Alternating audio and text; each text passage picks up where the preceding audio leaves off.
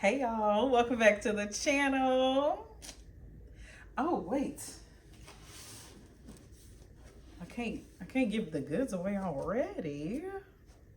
Hey y'all, welcome back to the channel. My name is Kechelle, and today we are going to be reading 7 books in 7 days.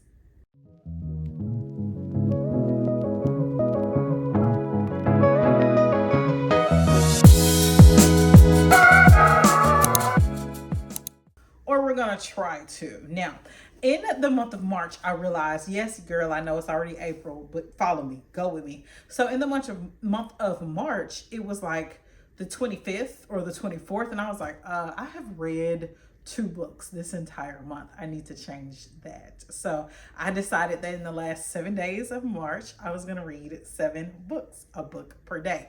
Now I did cheat a little bit because I had already started the book Strictly Friends by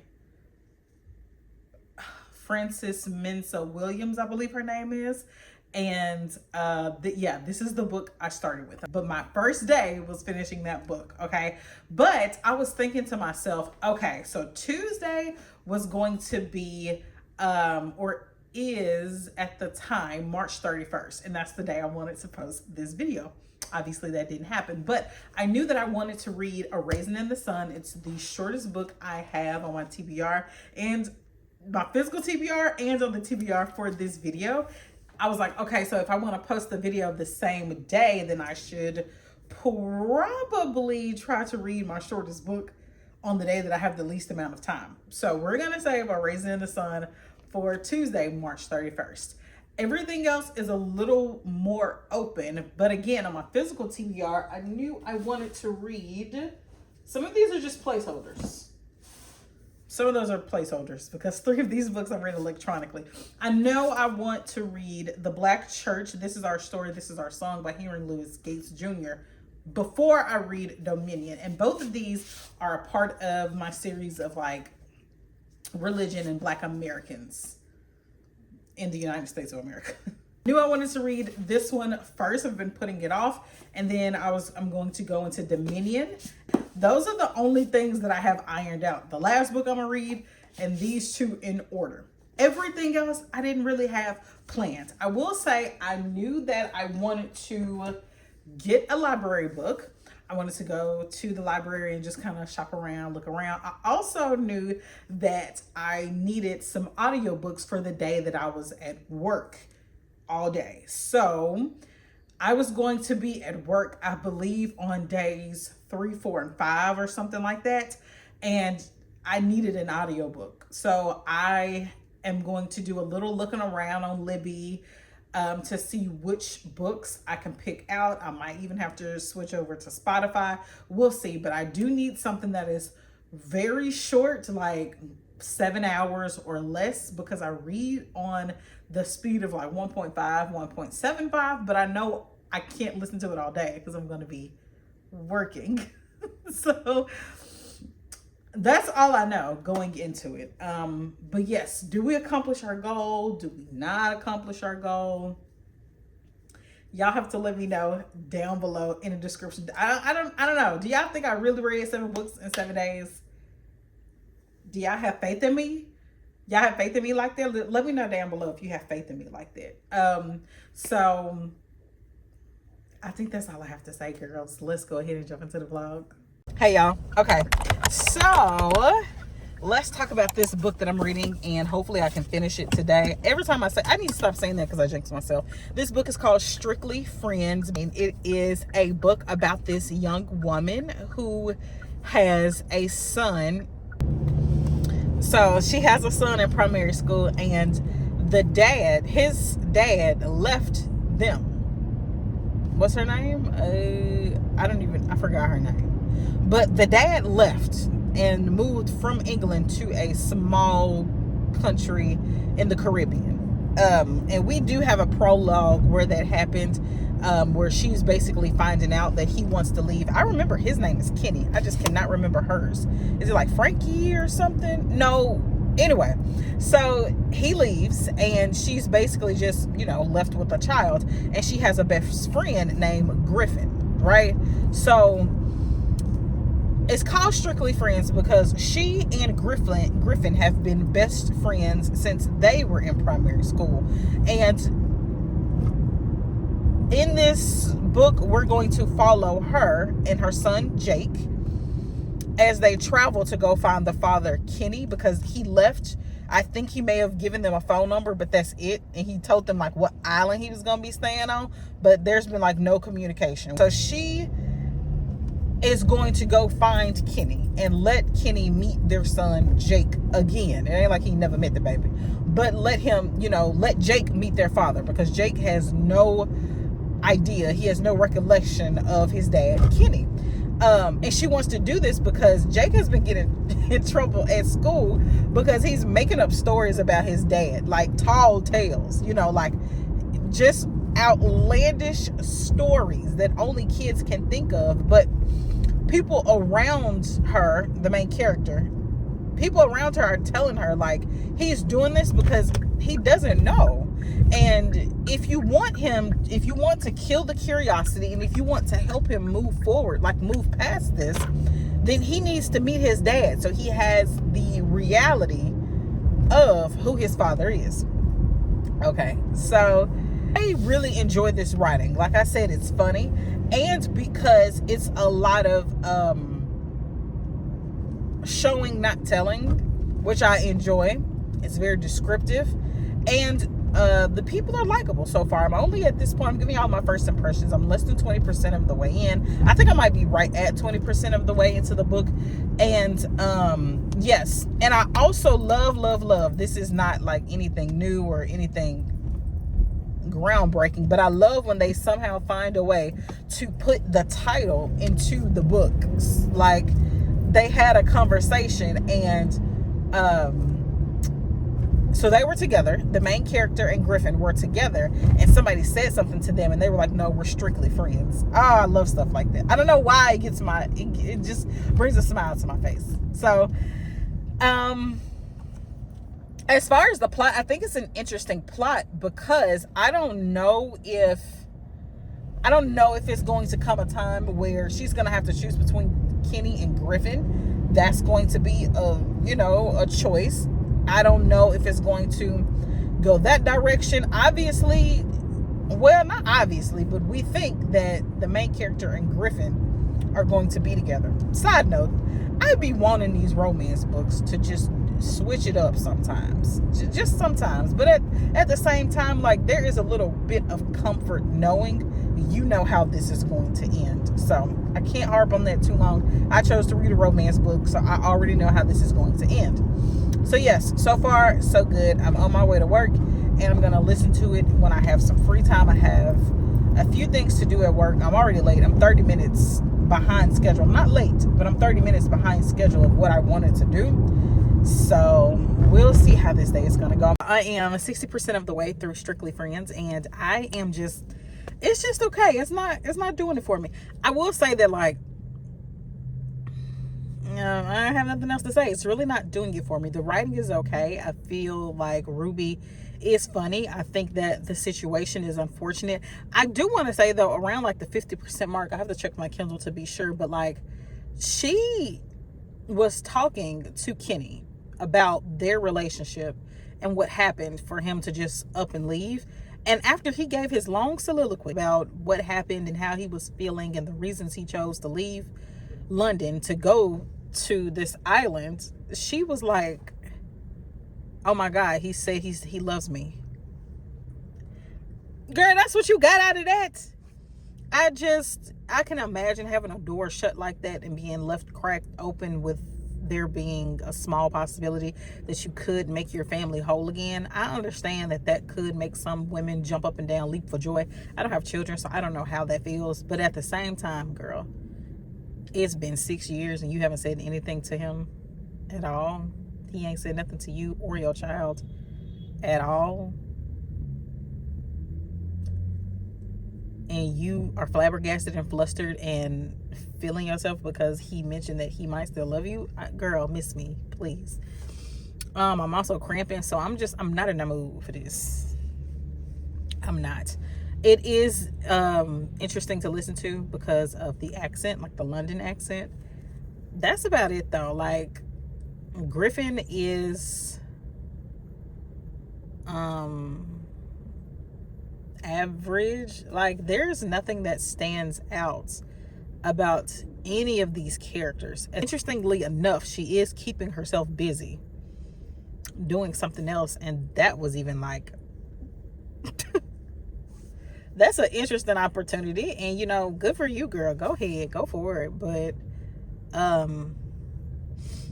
it's like everybody around her is telling her the obvious, and she is being dense about it. And it's annoying when the author chooses for the main character or one of the main characters to be so freaking dense. Anyway, I'm about to run into the store. I want some crap food so bad.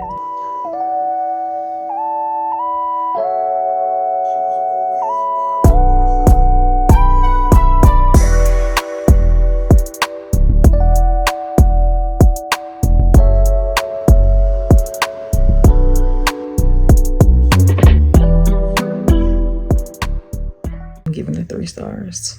So day 1 is done, but I don't feel like talking about it right now because I just, girl, what? Anyway, I'll talk to y'all about it tomorrow. So all day today I've been twisting my hair. I even had to run errands with my hair wet with leave-in conditioner in it. It was a whole thing. But rude.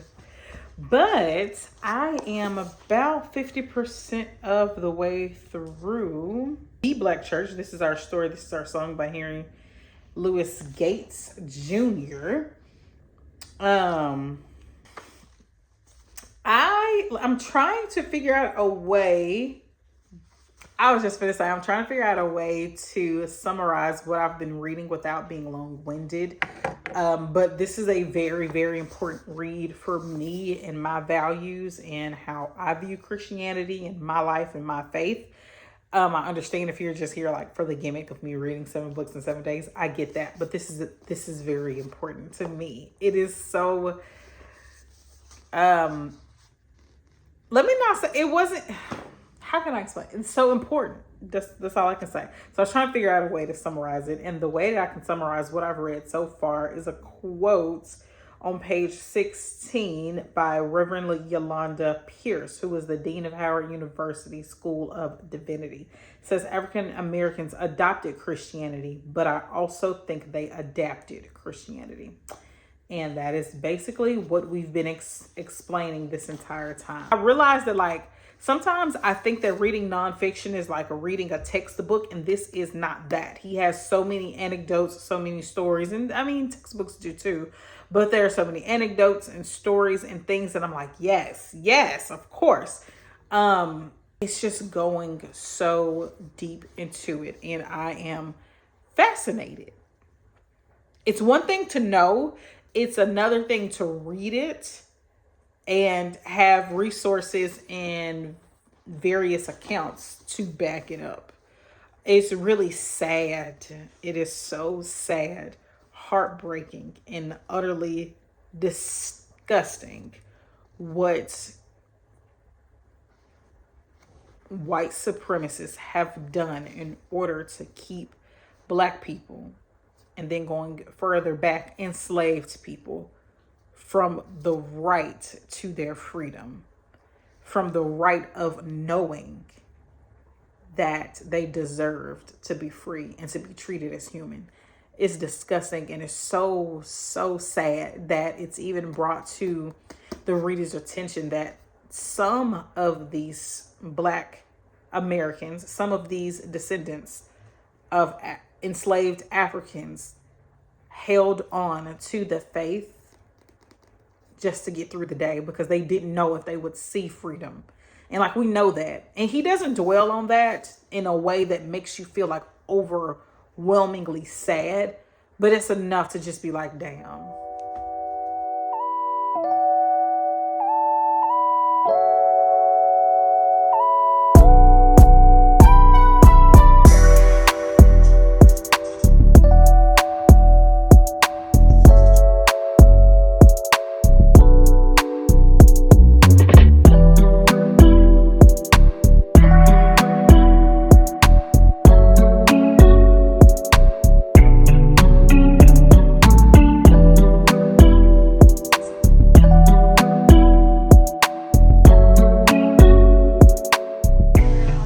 just finished listening to The Black Church. This is my story. This is my song by Henry Louis Gates. And it is a phenomenal read. Where's my book? I'm trying to get to the last page of the epilogue because he said something that I really enjoyed. So he basically said that in his epilogue, he was saying his wife, who is Cuban, asked him, like, why do black people go so hard for a white Jesus? Like, they used the Bible and the teachings of Christianity to enslave descendants that they brought from Africa, right? And she was like, so why do they like them? So, like, why are they so enthralled, and why do they have so much faith in this white Jesus? And he summarized it at the end by saying, the Black Church is the space where our direct cultural ties to Africa come to life in new and mutated but still recognizable form. It's that cultural space in which we can bathe freely in the comfort of our cultural heritage, and where everyone knows their part and where everyone can judge everyone's performance of their part. It's the space that we created to find rest in the gathering storm. It's the place where we make a way out of no way. It's the place to which, after a long and wearisome journey, we can return and find rest before we cross the river. It's the place we call simply the Black Church. I'll talk to y'all more about it tomorrow, but this was an amazing read. Okay, hey y'all, it's day 3 and I'm going to be picking my next book with y'all, but I want to give a final recap on booktube, the Black Church. This is our story. This is our song by Henry Louis Gates Jr.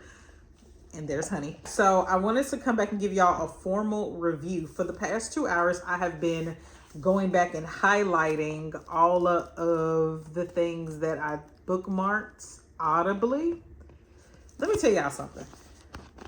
I had a lot of audio bookmarks, a lot of them, and it's taken me 2.5 hours to get through half of them, I want to say. This is a cohesive timeline of the Black Church, and this is exactly what I was looking for. I'm so happy that I read this. I would recommend this to people like who are my age, who grew up in church and may or may not know this, or people who may be younger than me, who is a black girl, grew up in church and may or may not know this information. But people like my mama, like, they grew up on this. They already know stuff like this, but I think that she would love to have this on her shelf. Is she gonna read it? Probably not, but she don't need to. She lived through a good chunk of this. Like, obviously she didn't live through slavery. Don't be, asking me how old my mama is. But yeah. And that's why I think, honestly, I have less tabs as we get to the back, because, like, I lived through this. I remember it. Whereas in the front, girl, it's all types of colors, right? So anyway, I am so excited to introduce the third book. And if you know, then you already know, girl. You already know what this book is. Let's get into it. Okay, now I really wanted to read this before I read this, which is Dominion by Addie E. Kitchens. I believe it's Kitchens or Sitchens. Yeah, I thought we had an agreement that you were going to stay on that side of the couch. So I've already spoken about this book, but it is just basically about a preacher at the Seven Seals Missionary Baptist Church. Oh, did I tell y'all about how they viewed the Baptist Church? Yeah, they viewed the Baptist Church as like charismatic leaders who didn't know, who weren't educated in the Bible.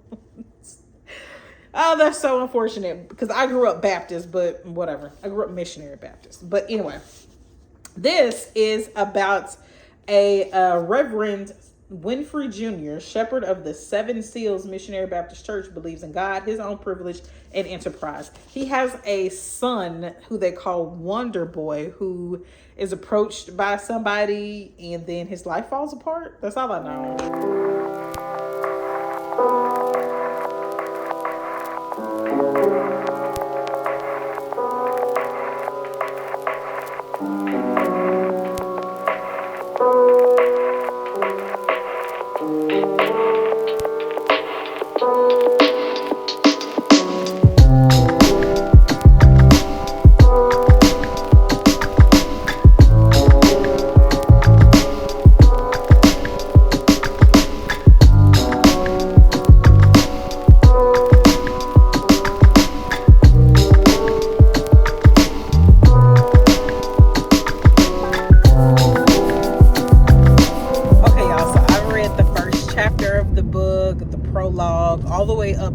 second chapter, up until the second chapter.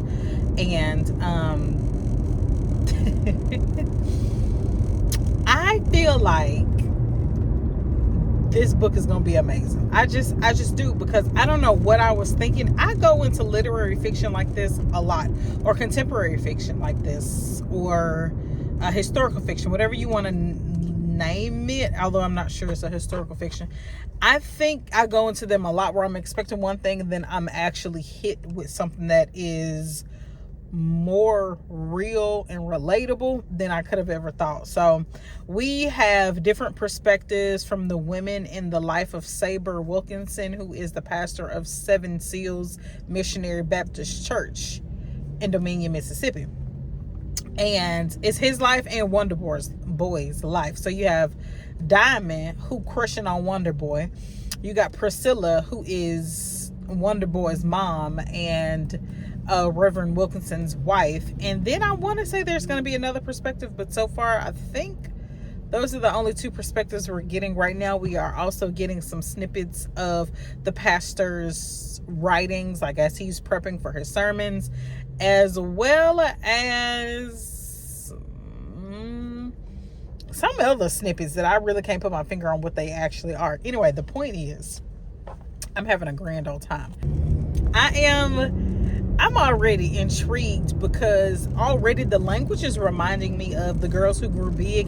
Even so, the audiobook, the narrator is reminding me of either somebody in The Girls Who Grew Big, or when I was listening to Glory Days a few months ago. I'm not sure, but we have just been introduced to Wonder Boy and Diamond's relationship, and already I'm like,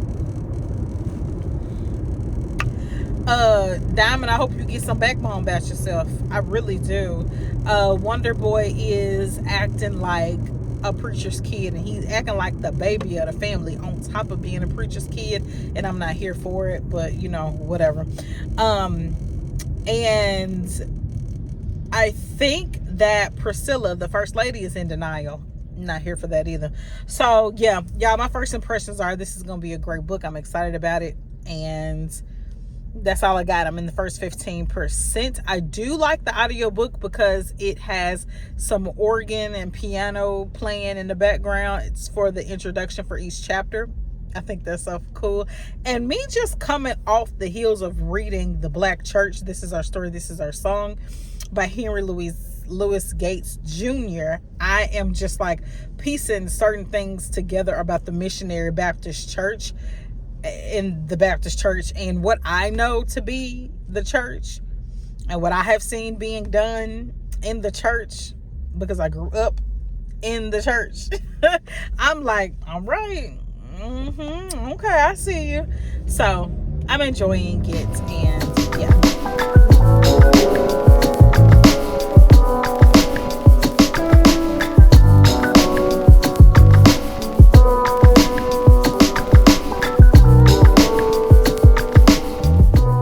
Probably one of the craziest books I have read in a long time, if not ever.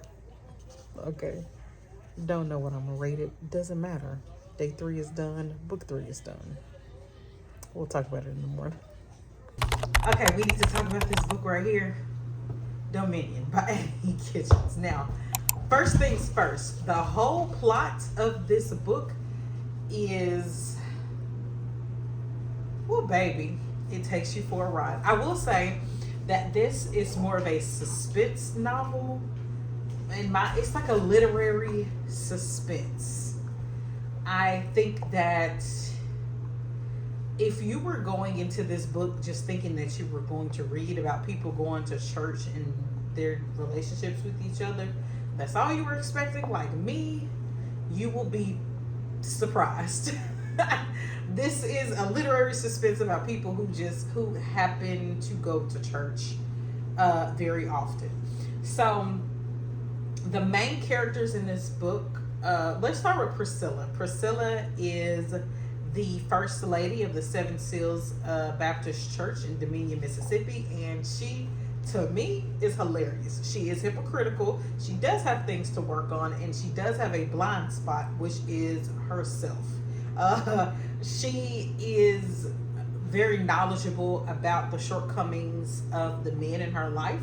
But when it comes to her, and I think most people are like this, maybe a lot of people are like this, maybe a lot of church women are like this, but when it comes to herself, she's not quick to point out her own shortcomings. Diamond, which is the other female perspective that we get in this book, she is 17 years old and she goes to the same school as Priscilla's youngest son, Emmanuel, who some people call Manny and some people call Wonder Boy. And she has a complicated history. I think the author does a good job of giving you the information that you need without dwelling on it. There is no lingering in this book. There is a lot of open and shut scenes, whether you were ready for them to end or not. I think Diamond is also, like I said this last night about Diamond, she is naive in certain situations. Like, I can't even tell y'all the examples because that would kind of give it away. But she's very naive in certain situations, but in other situations she says very poignant things like, do y'all write in y'all's books? Because I do. I bought it. It's mine. It's mine. It's mine. This is what she says. This is what she's thinking about another character in the book. She says, people rarely just snap and do crazy shit. But what looked like a snap to other people was actually an erosion of the surfaces that we built up for protection. And unfortunately, people would rather dwell on the snap than the wearing. Right? Really good. But in some instances, she has this girl, like this young, hey, you on camera. So she has this girl-like naivety about her.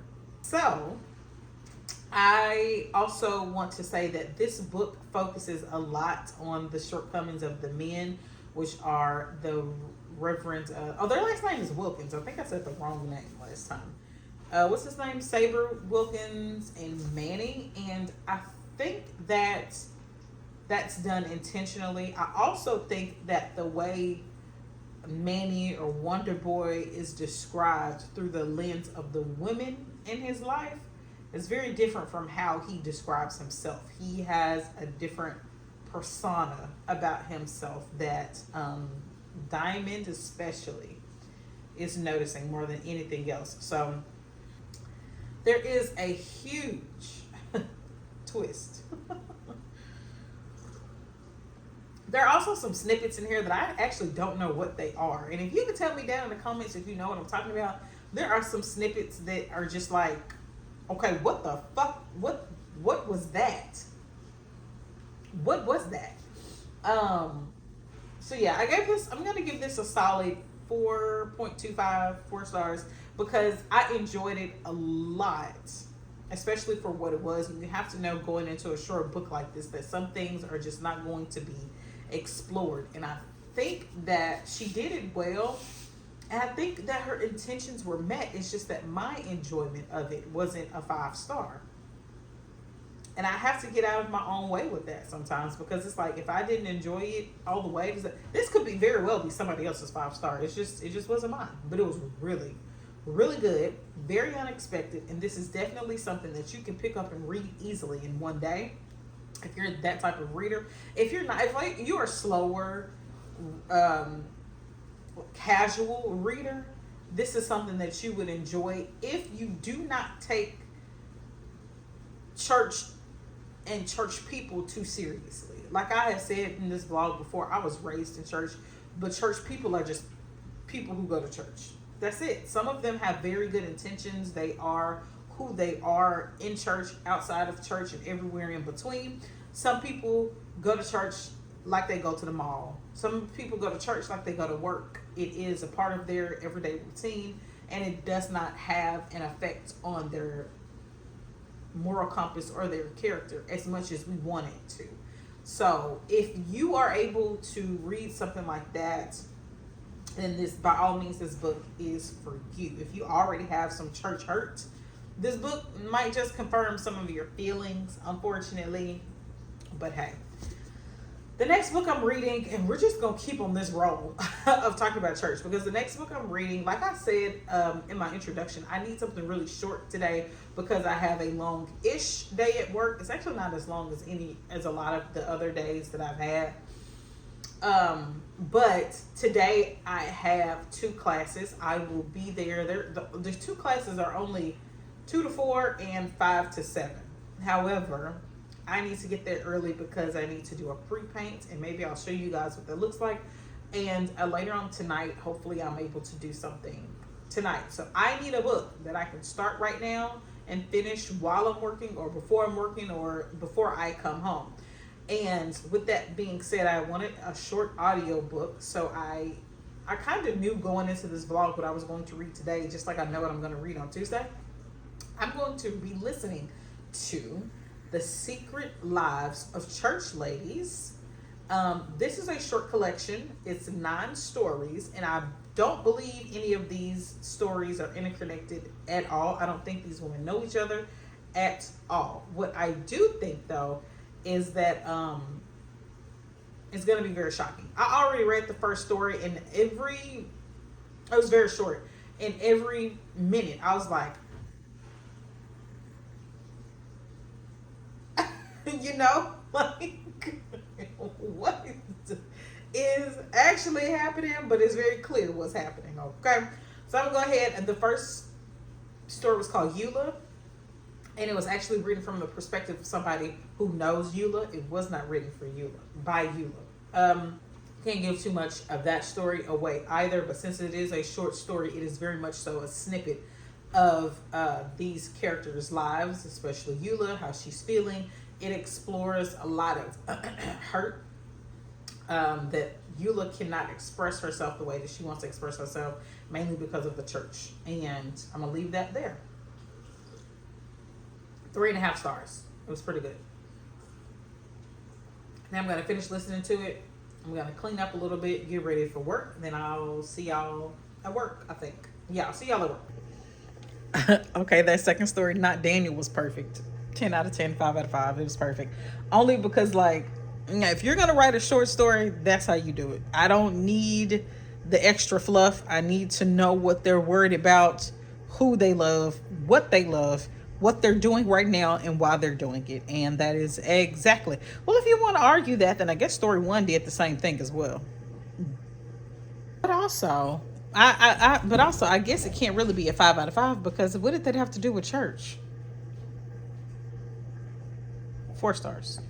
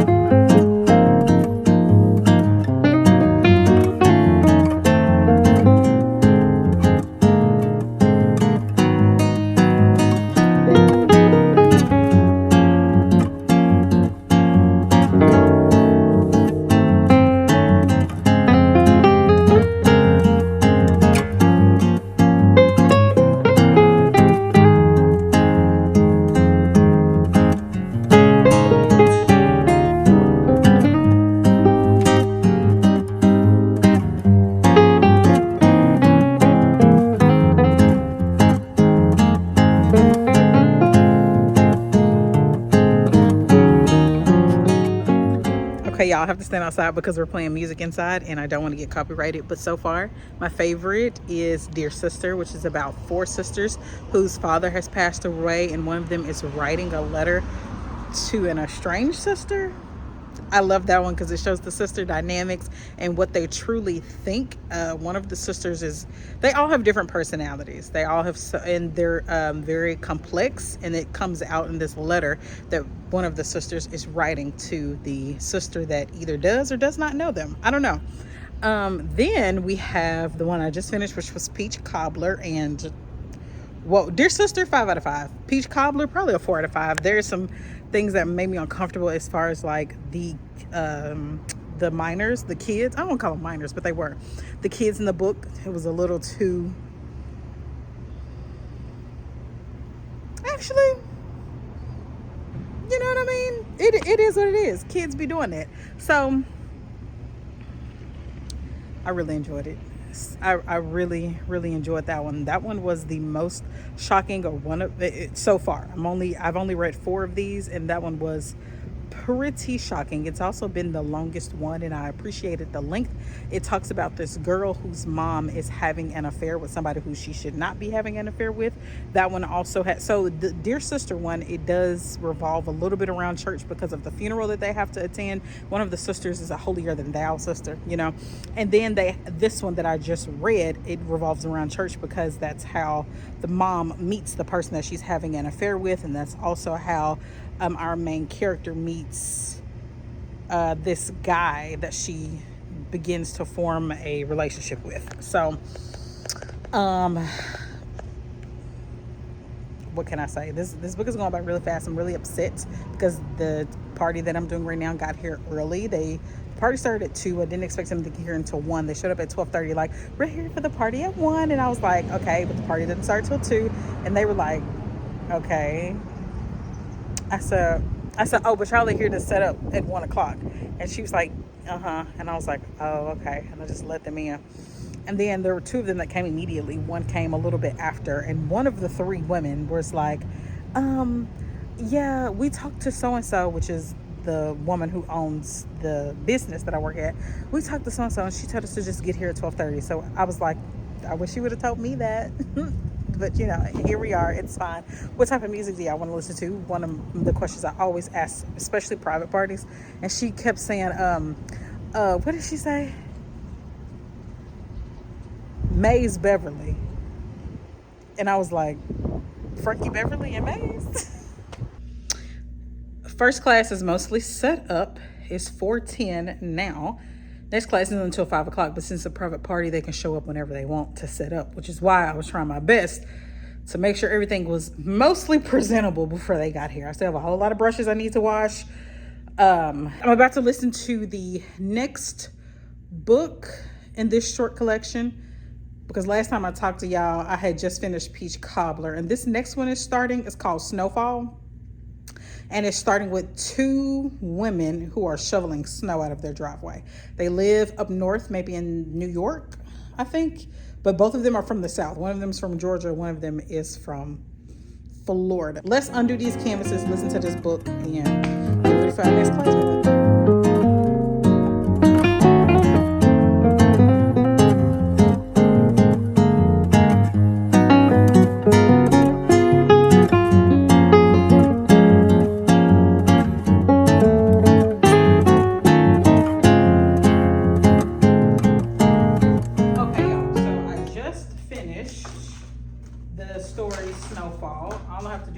Pour the paint for my next class, and I think I'm gonna give it a 4.5. The only reason I'm not giving it a 5 is because I don't understand why it's in this short story collection, but I do think that the author was able to accomplish something very major with this short story. Now, like I said, this is about a relationship between 2 women, and it's very obvious that one of them has a strained relationship with a family member.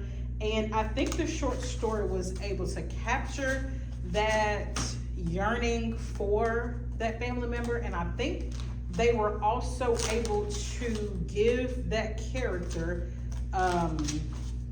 comfort in their partner. Something happened that wasn't big at all, but it was big enough for that wound to open, and it was, y'all, it was so cute. The only thing is, there's just like, I just don't know why it was in this collection. They didn't have anything to do with the church, although one of the biggest things in the church that was mentioned in the book, The Black Church, This Is Our Story, This Is Our Song, was that quote about how the Black church is doing itself a disservice because they're pushing away, they're basically being homophobic. And not everybody, obviously, it's hurtful to them and to us as the Black church, the community, and to them. Yeah, this is a 4.5. It was almost perfect. I just literally don't know why it's in this collection. Anyway, I'm gonna pour the paint for everybody and pass that out, and then I'm gonna listen to the next story, which is called How to Make a Love to a Physicist.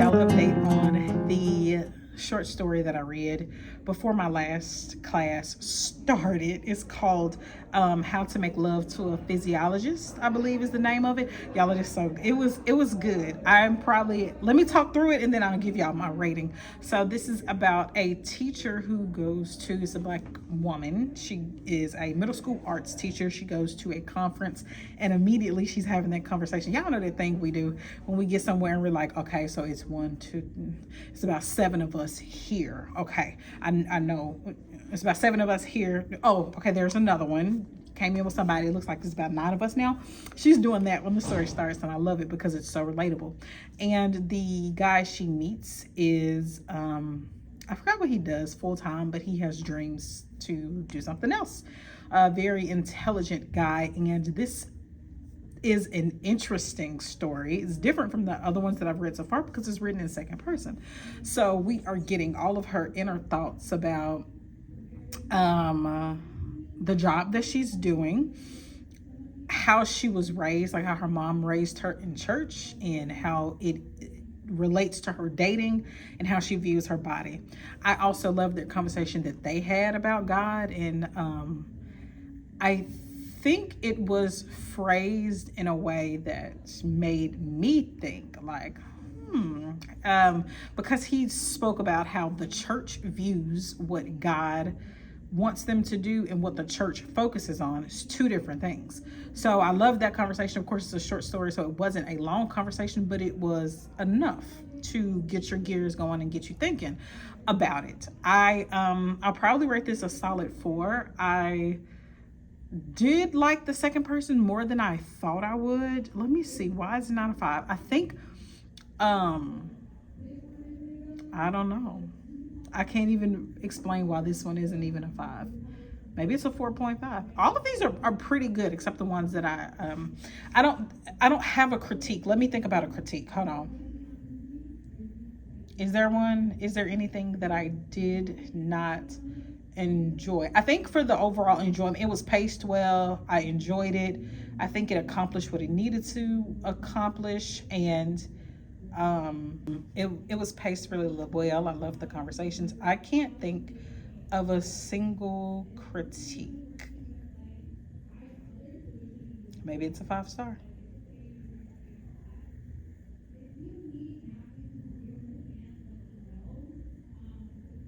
Maybe it's a 5-star, and we'll end it at that. So let's go ahead and clean up this classroom and get on out of here. Listen to our next story. I'm about 60% of the way through the entire collection.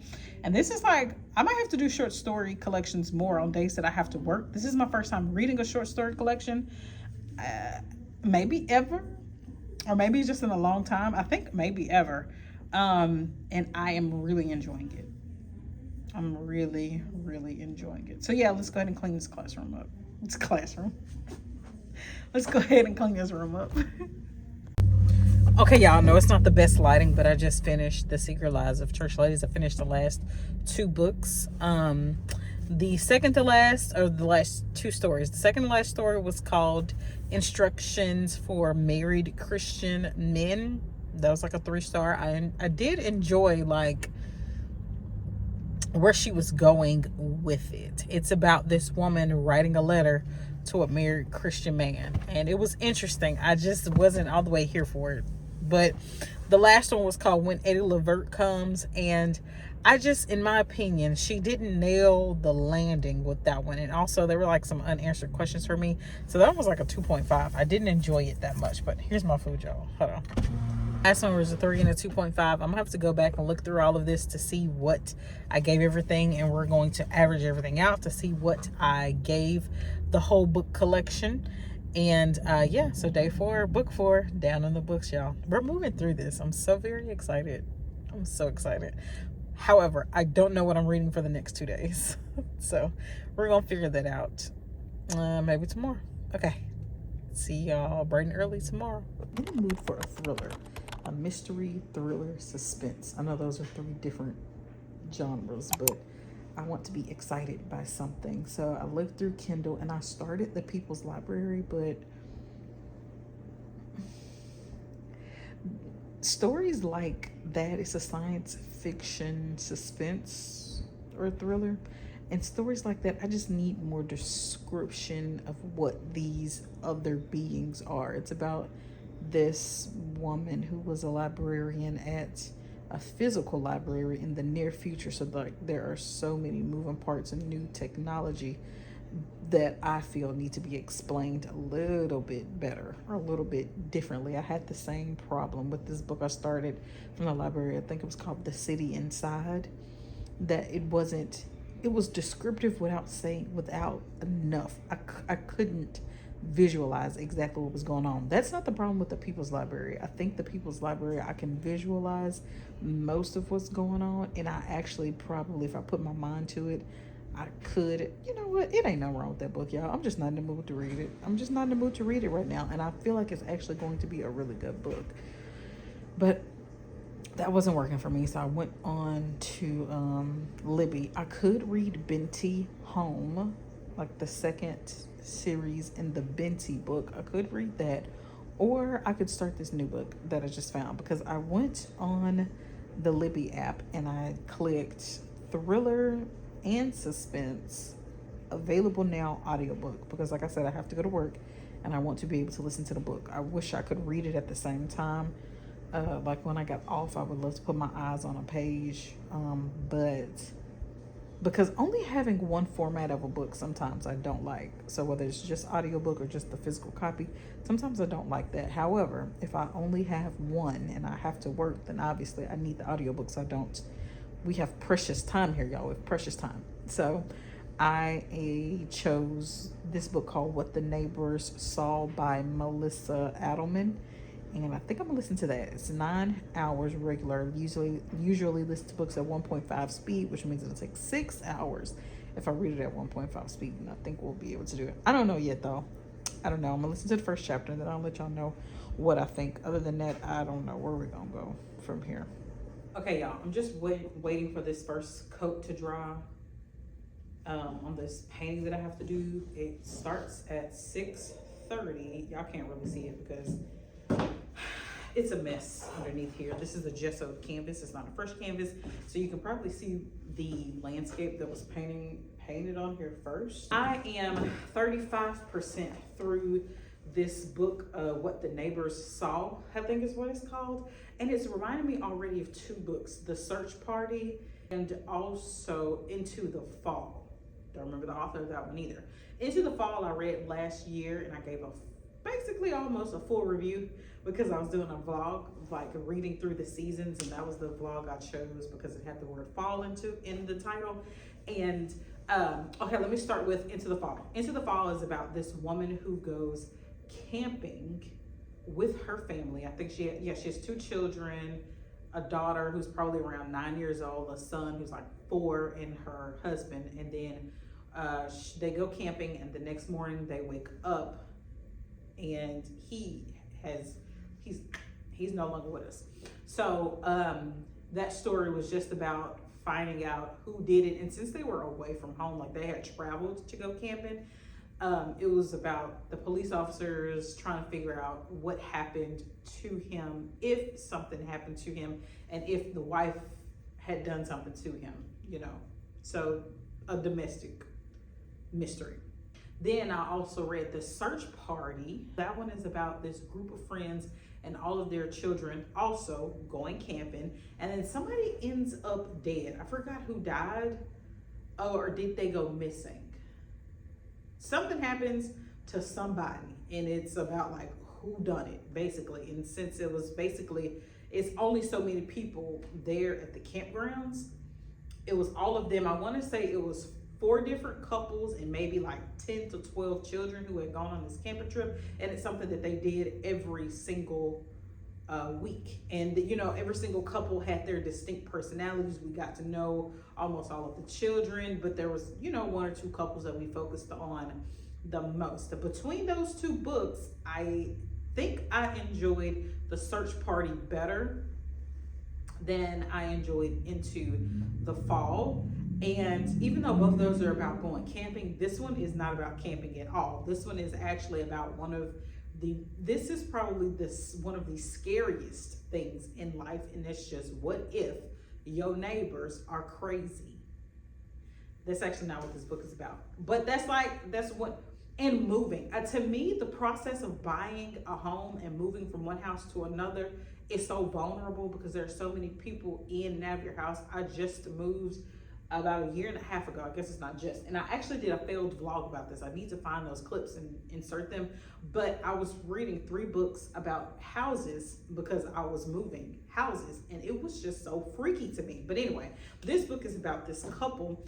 What is that woman's name?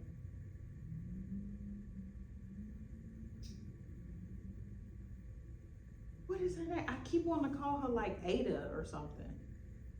What is it? Anyway, Sam and this woman, I forgot her name. We're gonna call her Ada. Sam and Ada are Amelia.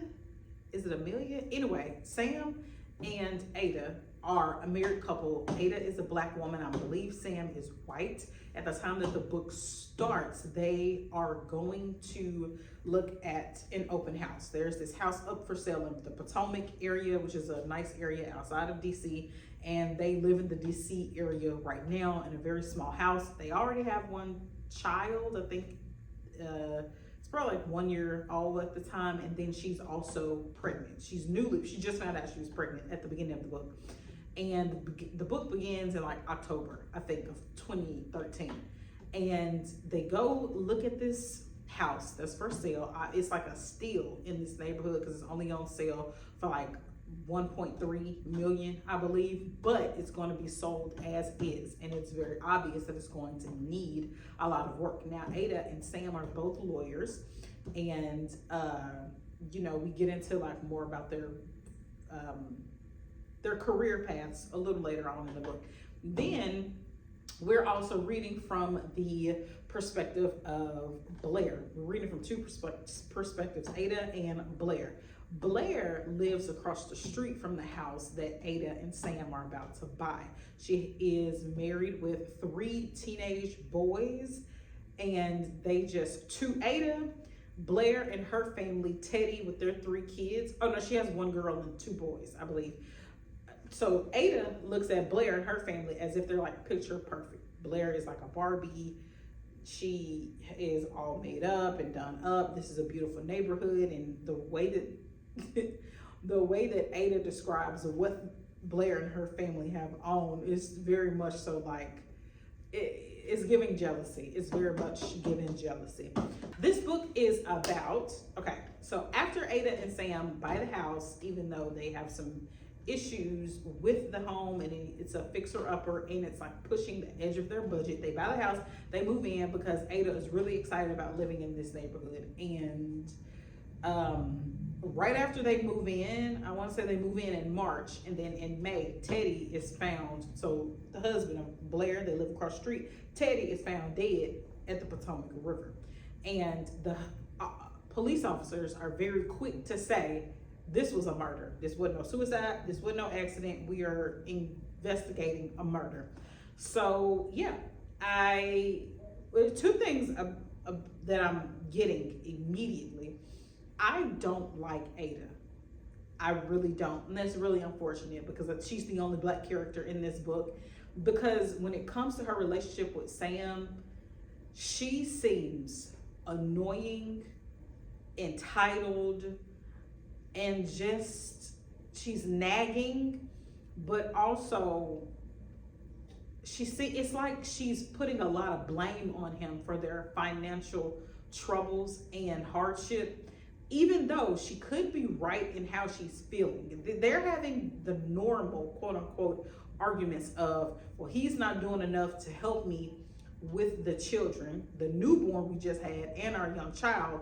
And then he is having the perspective of like, well, I'm the only one that's really working right now and I'm bringing in the most amount of money, even though that has not always been the dynamic. Financially, that's not always been the dynamic of their marriage. I think they were like tit for tat for a while, whatever. But they're having those type of arguments. And the way she's coming across and how she thinks about him it's quite annoying. And it's getting on my nerves. It's coming across as if it's given she don't like him. Like, girl, why you married to him? It's given she married him because he was the token white man. And I don't like that. What we're gathering about Blair is that she has a group of affluent female friends that she hangs out with just because she halfway likes them, and other half is for vanity, you know. And it's also giving that she's not a mean girl, but you could tell she got a little bit of that in her if she needs it. Other than that, there's nothing really happening. There's nothing really happening. He just passed away, and we're not following any of the police officers. We are getting snippets of characters who are a little suspicious. I don't want to say anything about it, but you know, that's about it. They're very suspicious, actually. But also, so is Ada right now. Like, she's suspicious just because she's getting on my nerves. But that's where I am. I'm glad I picked a thriller. I'm just upset that it's this one and this is how it's coming across. So I'm gonna keep on listening, finish my painting, and then set up. We have a large class today. It's a birthday party, I think 26 people, and I still have like 2 hours before they get here. So I'll finish my painting. My coworker is coming to help me. I'm excited about that. Yeah, I'll talk to you guys soon. Okay, I forgot that I didn't give y'all an update on my books from yesterday and the short story collection from yesterday, and I will do that. Now, right now, I came on here to tell y'all that, like, my favorite part about books, and I mentioned this in my last wrap up, is when it is, my favorite types of books is when you can tell it's like a snippet of time. You can tell that the story began before the book began, and it will continue after the book ends. Now, I don't like ambiguous endings, so there's a fine line between those two things, an ambiguous ending and a feeling of like, okay, the story is going to keep going after this. I love that. I love that about the short story collection from yesterday, The Secret Lives of Church Ladies. Every single one of those stories, at least most of them, felt like it was going to continue even after the story ended. And I think it is a little bit more straightforward. I don't want to say easier to do because I've never written a short story, but it's such a condensed timeline that I feel that, yes, it may be a little easier to write a short story that feels like the ending is not the end, rather than to write a complete novel that feels satisfying, but that the story will continue.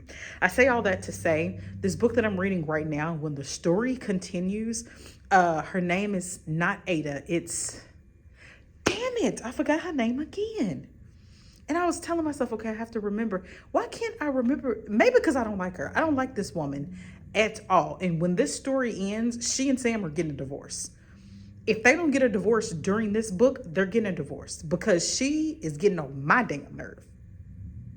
And she getting on his too. She's like, it's so annoying. And she's doing so much to like keep up. They call it keeping up with the Joneses. She's doing so much. It's irritating. That's all I wanted to say. I'll give y'all an update on this short story collection, I promise. But I'm trying to set up for this class of 26 people. I'm trying to do this painting at the same time. And girl. Okay. This hairstyle is actually kind of cute in my mirror. I do need some edge control. But other than that, y'all, this hairstyle is where it's at when I was looking at it at home in the mirror today. Anyway, this book is dragging. It's the next day. I didn't even finish it. So I'm not even upset with myself. I was going to sleep like, dang, I wish I could have finished it so we can complete the one book per day thing that we had going on, but I don't even care because I don't like this book. The only thing I have to tell y'all right now is that I'm 2/3 of the way through, literally 66%. And not even talking about Teddy, Blair, the family, Teddy's business dealings. They're not talking about anything that will make you believe any one of them killed Teddy. Okay, y'all, I'm gonna give that book a 2.5. There was nothing interesting or that shocking about it. Like, if I was not working, if I was just like sitting there thinking about it, I would have put it together. And I probably need to delete some clips because I think I gave y'all some hints. But then a couple chapters ago, I was like, she is a little too perfect and I don't like it. So I've been having my eye on her and just feel as if this book is focusing too much on those two. And 2.5. Let's go so now I'm at the library and I'm about to walk in because today is day 6 and we have not started our 6th book. So I need to walk into the library and find one of the shortest books possible. Do I want a romance? Not really. Could I read a short literary fiction? Probably. Do I want a mystery thriller? Yes, kinda, but also, are those good if they're really short? I don't know. So we're just gonna walk in, browse around, and see what we can find in this library because, again, I need a short book and I need to hurry up because it's already 1 o'clock in the afternoon.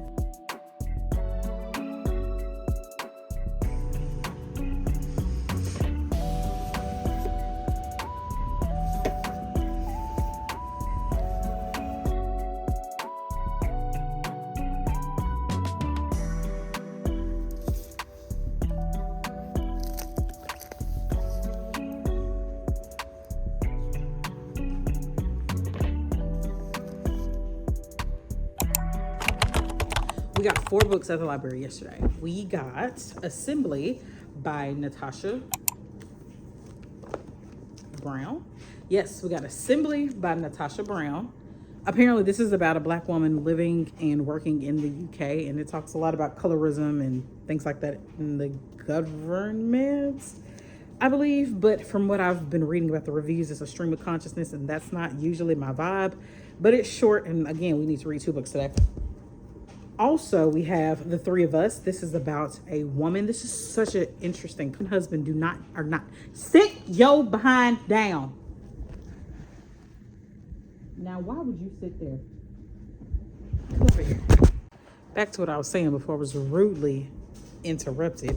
So this is about a wife and husband and the wife's best friend. So the wife's best friend, whose name is mentioned, Timmy, and the husband are like vying for the love and affection and attention of the wife. Short book as well. Then this is not a contender, but I just wanted to get my hands on this because it's been on my Kindle Unlimited for so long and I keep like returning it for other books. So I want to read this, and I think I have a vlog idea for reading this. I'm not sure if I'll just read it on my own time. Our Vicious Bonds is, I think, a romantasy. If not, it's a fantasy. Yeah, it's a romantasy, and from what I read, I don't know if I'll enjoy it, but people have such high praise for it, and it's like 500 pages. I've already started this book while my phone was doing whatever it was doing, while disrespecting me. So I'm already on page 16, and it is called Assembly, I guess, because this woman who is unnamed so far is a black. It's very obvious that she is a Black woman, and she is in an office building with slackers. Okay, I don't know if they Black, white, whatever they are, but they're slackers, and they're mostly men. It started off really weird. I don't know what she was talking about, but then it got to a point where she was talking about how she goes to these assemblies at a school or at different universities or whatever to speak to other young Black women. And she's basically like, I'm basically letting them see that there are diversity at these companies, but I'm kind of lying because, girl, I am the diversity. So that's where I am. Interesting enough already.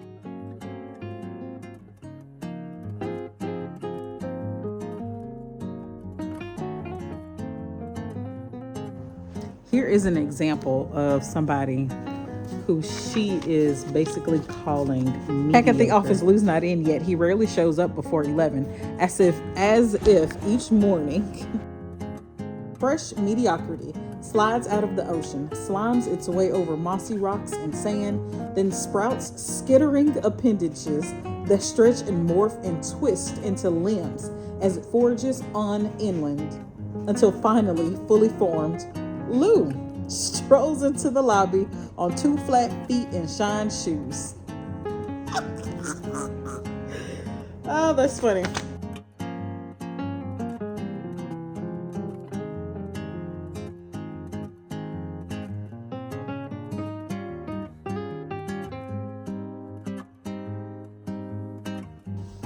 This is basically about a black girl saying important things. 4 stars. Okay, but no, seriously. It is about a black girl saying important things while also battling something really important, but while also, like, she's so complex. She's such a complex character.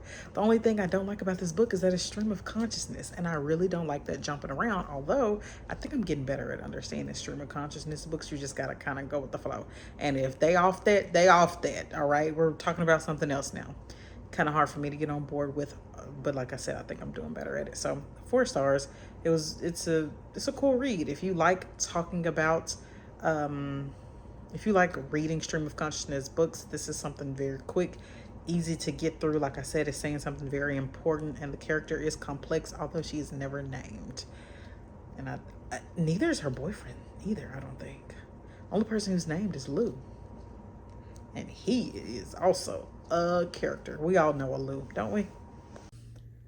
Okay, so now that that's done, I can go ahead and come clean and tell y'all that, like I said, these are placeholders, but I wasn't able to get around to A Raisin in the Sun because I just wasn't able to. I can make up all the excuses in the world and say I got stuck on that one book, which I kind of did because them girls was getting on my nerves. However, it is what it is. I read 6 books in 7 days, and we had some wins. Assembly was pretty good. I really liked Dominion. I loved The Black Church. I really liked The Secret Lives of Church Ladies.